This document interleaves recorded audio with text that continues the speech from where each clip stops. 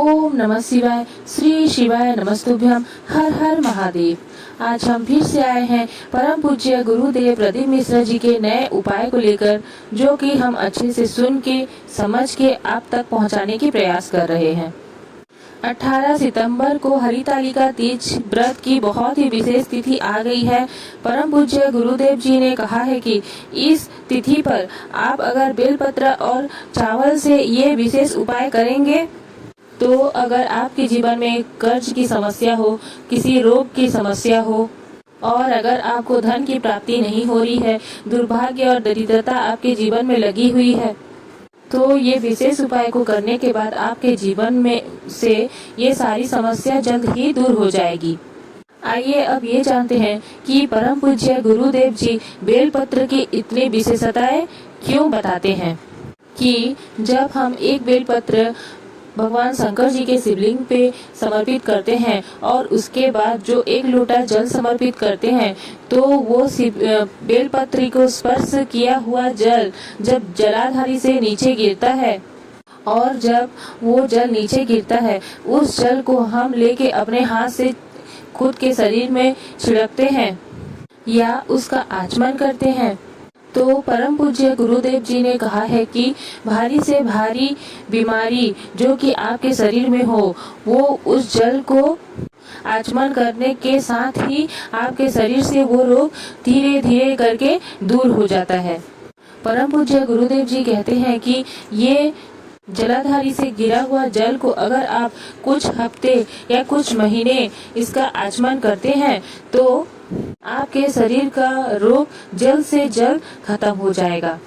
आइए शुरू करते हैं उपाय। उसके लिए हमें चाहिए 1 लोटा जल, जो कि आप अपने घर से ही भरें, और उसके साथ 5 बेलपत्र।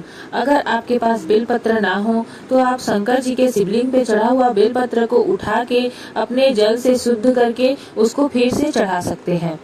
ये उपाय आपको बस एक बार करना है, इसीलिए आप कहीं से भी बेलपत्र लेके आएंगे वो ज्यादा अच्छा रहेगा। और ध्यान रखिए कि बेलपत्र कहीं से कटी फटी या खंडित नहीं होनी चाहिए। परम पूज्य गुरुदेव जी ने कहा है कि ये विशेष उपाय को आप वो विशेष तिथि में प्रदोष काल में करें, यानी संध्या के समय करिएगा। परम पूज्य गुरुदेव जी कहते हैं अगर आप ये उपाय को प्रदोष काल में करते हैं, तो उस टाइम प्रदोष काल में भगवान शंकर जी स्वयं शिवलिंग पर विराजमान रहते हैं। आप जो 5 बेलपत्री लेके गए हैं, सबसे पहले 1 बेलपत्री को आप गणेश जी के स्थान पर समर्पित कर दीजिए। आप सबको तो पता ही होगा, भगवान शंकर जी का पूरा परिवार शिवलिंग पर विराजमान रहते हैं, तो सबसे पहला बेलपत्र गणेश जी पे समर्पित करिएगा। और फिर जो आप 1 लोटा जल लेके गए हैं, उसमें से थोड़ा सा जल इस बेलपत्री के ऊपर समर्पित कर दीजिएगा, यानी गणेश भगवान की जगह में समर्पित कर दीजिएगा। फिर जो आप दूसरा बेलपत्री ले गए हैं, उसको भगवान कार्तिकेय के स्थान पर समर्पित कर दीजिए, और उसके बाद थोड़ा सा जल उसमें समर्पित कर दीजिए। और तीसरा बेलपत्र माता अशोक सुंदरी के स्थान पर समर्पित कर दीजिए, और उसमें भी थोड़ा सा जल समर्पित कर दीजिए। फिर जो आप चौथा बेलपत्री लेके गए हैं, उसको माता पार्वती जी के हस्त कमल पे समर्पित कर दीजिए, और आपके लोटे का थोड़ा सा जल उसमें समर्पित कर दीजिए। लास्ट में बचा हुआ 5वां बेलपत्र को भगवान शंकर जी के शिवलिंग पर समर्पित करिए, और अपने हृदय के भावना को प्रार्थना करते हुए भगवान शंकर जी के ऊपर जो बचा हुआ जल है उसको समर्पित कर दीजिए। और ध्यान दीजिएगा, बेलपत्री समर्पित करते टाइम बेलपत्री का डंडी जलाधारी के तरफ होना चाहिए। परम पूज्य गुरुदेव जी कहते हैं अगर हम ये उपाय को करें तो भगवान शंकर जी हमारे जीवन से सारे दुख कष्ट को दूर कर देते हैं और हमारे जीवन में सुख समृद्धि प्रदान करते हैं। आइए शुरू करते हैं दूसरा उपाय। उसके लिए हमें चाहिए 1 बेलपत्री और 2 चावल के दाने।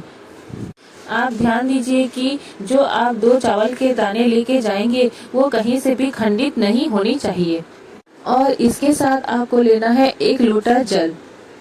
अब ये सब सामग्री लेके आपको जाना है शंकर जी के मंदिर।